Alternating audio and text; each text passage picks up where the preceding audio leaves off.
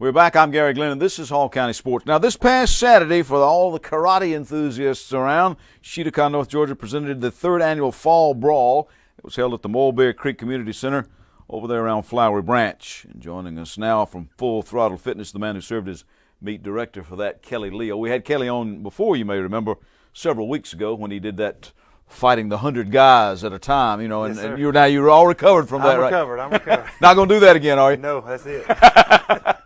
Through with that. Through with that. So this must have been at least a little bit of a break for you. I mean, I know it was a long day with lots of folks, but to serve as meet director, you're actually not having to worry about being a competitor. No. I got to enjoy some good fights, good competitions, anywhere from katas all the way to point fighting to knockdown with no pads. Kind of like what I did, but they got to go at it and try to knock each other out. It was a good day. Now, the age groups on this, Kelly, were from little kids all the way up to the senior martial artists, right? Yes. We had ages from 5 to 55. I think was our oldest competitor this time around. So and they all in between, and just had a good group of good competitors, good martial artists from all over the southeast.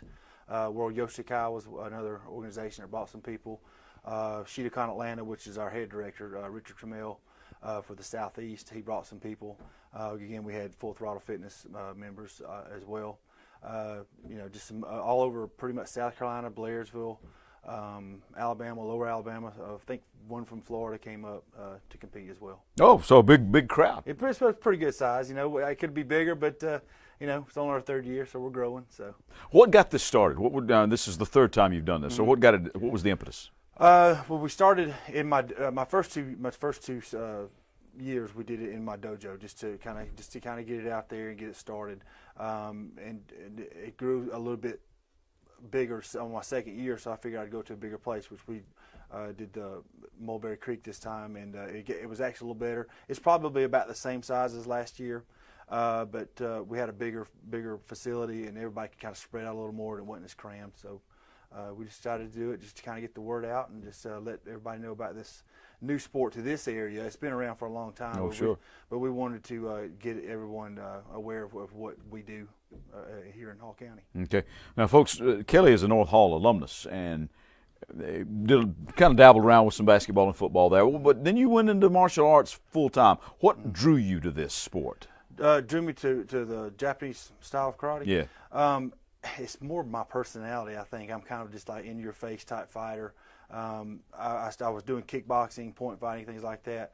But when I was introduced to this style of martial arts, actually, the way I got into Sheetacon is they have what they call triathlon rules.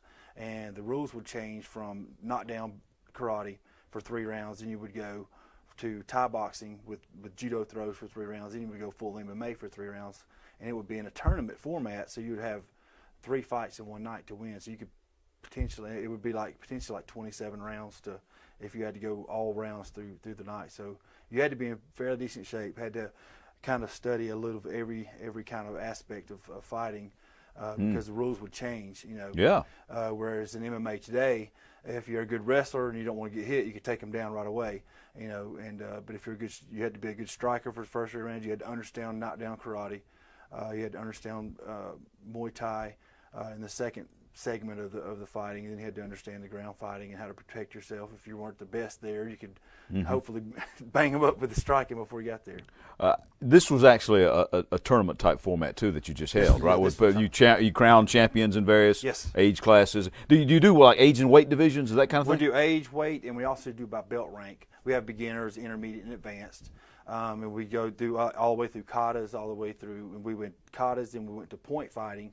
All the kids were done first. Then we started the adult program and stuff. And again, we had adult katas. We had black belt adult katas. We had beginner, intermediate, and now, advanced. Is that the forms? The kata? Forms, yes, okay, the forms.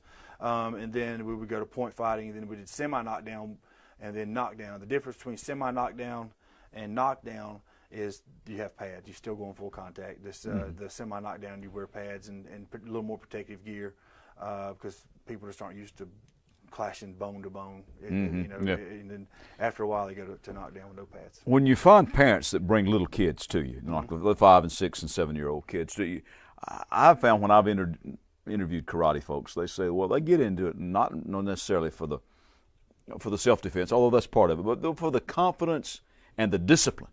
Correct. Is that what you experience? Yeah, that's one of the first things I talk about when they come in on the first day, and we talk about it every day when we're teaching as far as the kids go. Is one of the most important things I want them to learn is respect.